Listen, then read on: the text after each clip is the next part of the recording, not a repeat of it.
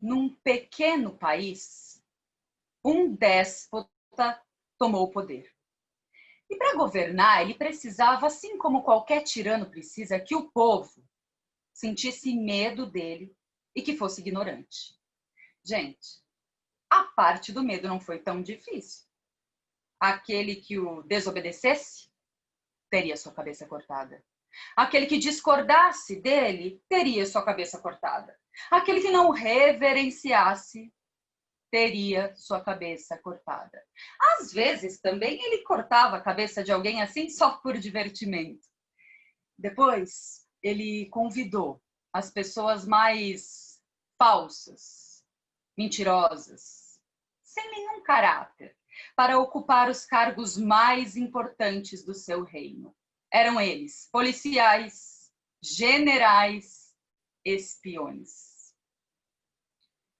Agora, gente, a tarefa de tornar o povo burro é um processo um pouco mais demorado.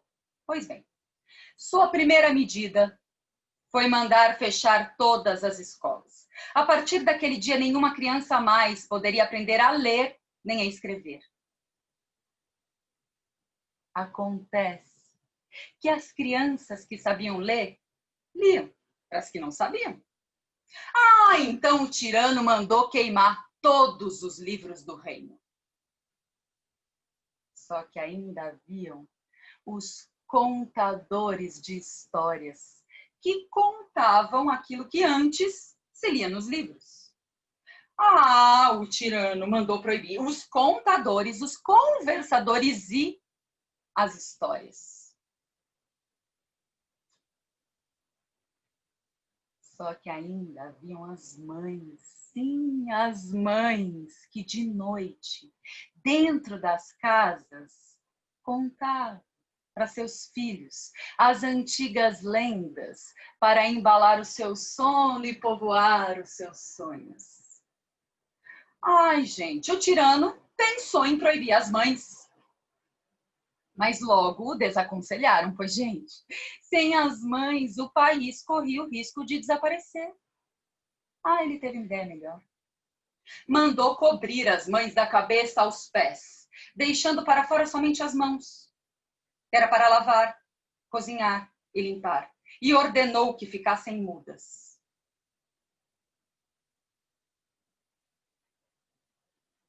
Acontece que, passado algum tempo, um dos espiões do rei ficou sabendo que numa aldeia distante, uma velha ensinava as crianças a ler e a escrever, traçando palavras na areia. Assim que a lição terminava, eles apagavam tudo. O tirano ficou furioso e decidiu dar uma punição exemplar àquela senhora. Reuniu seu povo e ordenou que trouxessem a mulher amarrada. Então, num gesto bruto, ele tirou o pano que cobria o rosto dela. E foi então que todos viram o rosto daquela mulher. Eram rugas de sofrimento misturado a linhas mais finas, fruto de todos os sorrisos que aquela mulher oferecera durante a vida. Em meio àquele emaranhado de linhas havia 2 olhos, enormes, profundamente pretos.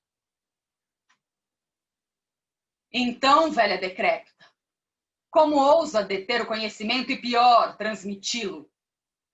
Ora, o que eu sei é apenas uma gota no oceano do conhecimento. Pois bem, então vamos ver se essa gota vai boiar ou afundar. Farei uma pergunta. E se não souber respondê-la, cortarei a sua cabeça, como de costume. E cortarei também a cabeça de todas as crianças que a senhora ensinou a ler e a escrever e, quem sabe, refletir. Diante do tirano havia uma fogueira. Com uma pinça, ele pegou uma brasa e jogou numa bacia cheia d'água que estava do lado. E esse que você ouviu foi da brasa ou da água? Ora, eu penso que seja tanto da brasa quanto da água. Sim, mas em qual exata proporção de intensidade?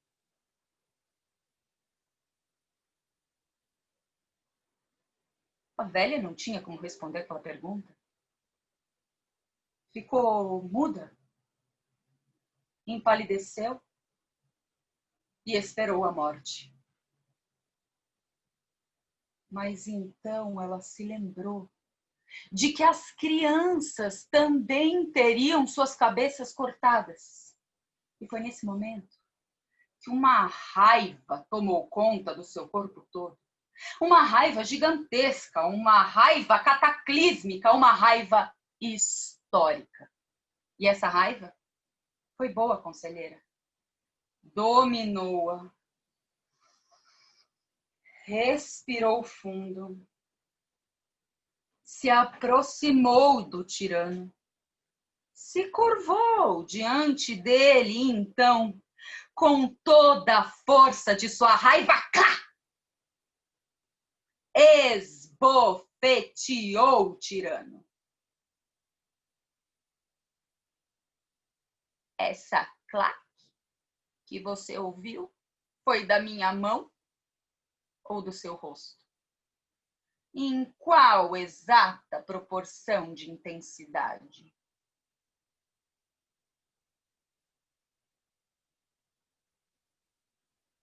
O povo todo ficou em silêncio. Ninguém se mexia.